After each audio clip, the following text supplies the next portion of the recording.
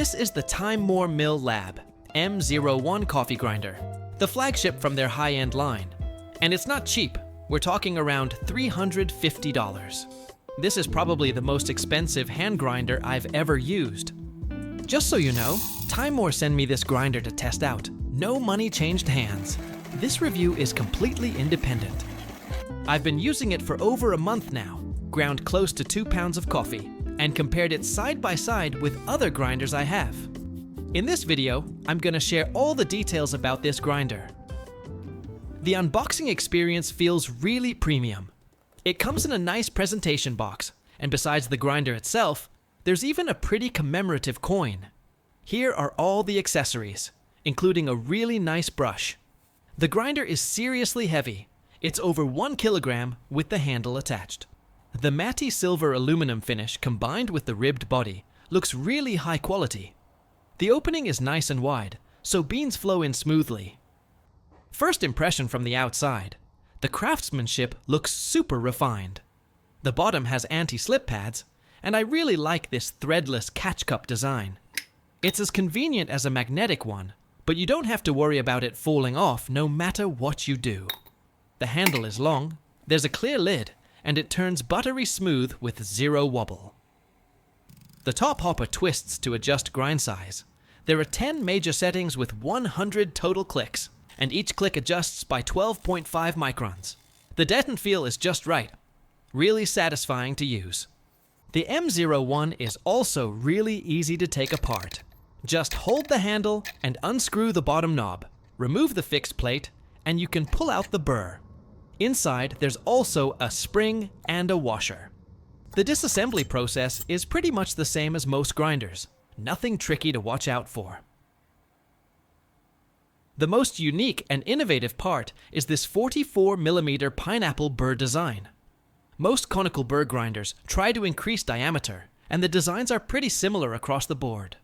But Timemore innovated by increasing the height to extend the grinding path, bringing it closer to what you get from a larger, flat burr.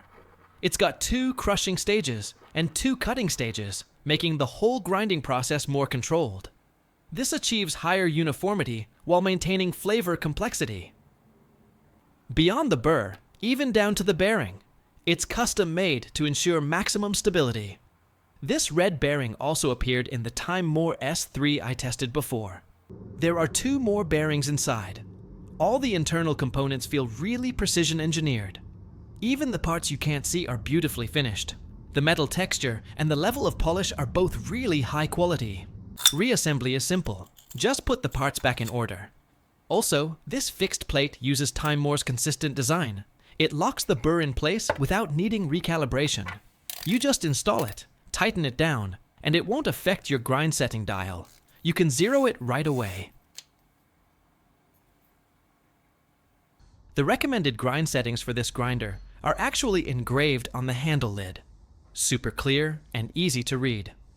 Based on those recommendations, I ground at setting 9 for French press, setting 7 for pour over, setting 2 for mocha pot, and setting 1 for espresso. At setting 1 for espresso, the grounds still have a pretty noticeable gritty feel, not very powdery. In practice, you might need to dial in even finer. Setting 2 works great for mocha pot, feels like fine sand, super uniform. Setting 7 for pour over has really high uniformity, with very few fines. Same with setting 9. This setting works great for French press or cold brew. Overall, the uniformity is extremely high. Even when you rub the grounds between your fingers, you won't see much fine sticking to your hand, and you won't see any really large boulders either. For this pour over test, I used 15 grams of natural processed light roast beans, ground at setting 7.5. The grinder feels solid. It weighs 1.1 kilograms, so it has noticeable heft when you're holding it one-handed, but the crank turns very smoothly.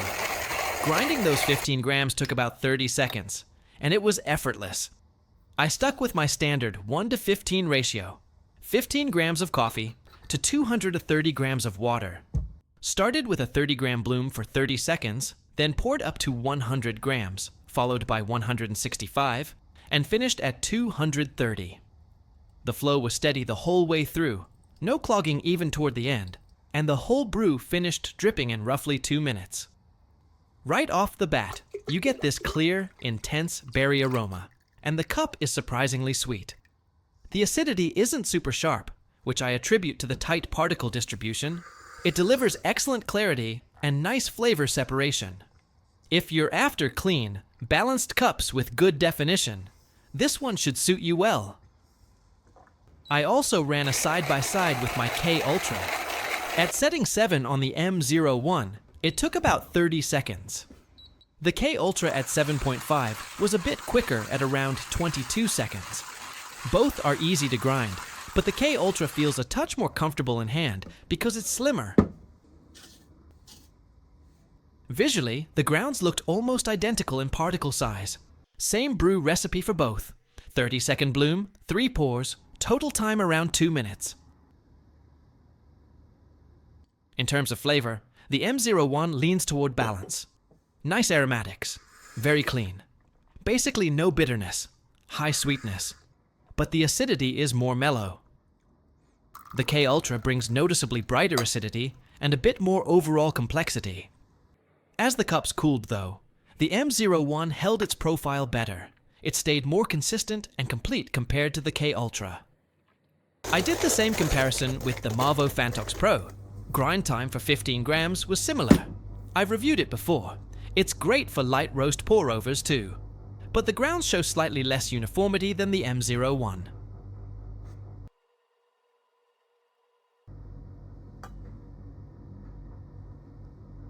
Under identical conditions, the Phantox Pro gave brighter acidity and solid sweetness, but I picked up a touch of astringency in the finish. The M01 stayed clean, crisp, and more balanced overall. These are just my subjective take as a normal coffee drinker, of course. Beans, water, personal preference, all that changes the outcome. On their own, 3 grinders produce very good coffee, but side by side the differences are noticeable. It's not about one being objectively superior, they just have different profiles. After these rounds, the M01's character became really clear to me. Clean, high flavor intensity without being sharp, great balance, acidity isn't aggressive, and it holds up consistently from hot to cool. I think a lot of that comes down to its impressive grind uniformity. Even though this grinder is mainly designed for pour-over, I also tested out its Espresso Performance. I used 18 grams of medium dark roasted beans. I tested it at setting 1, which is 10 clicks, and also at 6 clicks. Both were way too fast.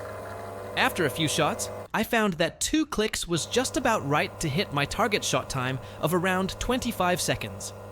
The espresso tasted really sweet, a very good shot. I even tried dialing it all the way down to 0, and while the shot time got really long, it didn't completely choke. It seems like the fine range for espresso isn't quite wide enough. Later on, I switched to a slower flowing basket, and that made it relatively easier to hit the shot time I wanted. So you can pull espresso with this grinder, but at 10 clicks, it takes about a minute to grind. And if you go down to 5 clicks, you're looking at a minute and a half. That's pretty tiring. Honestly, I'd much rather use this thing for pour-over.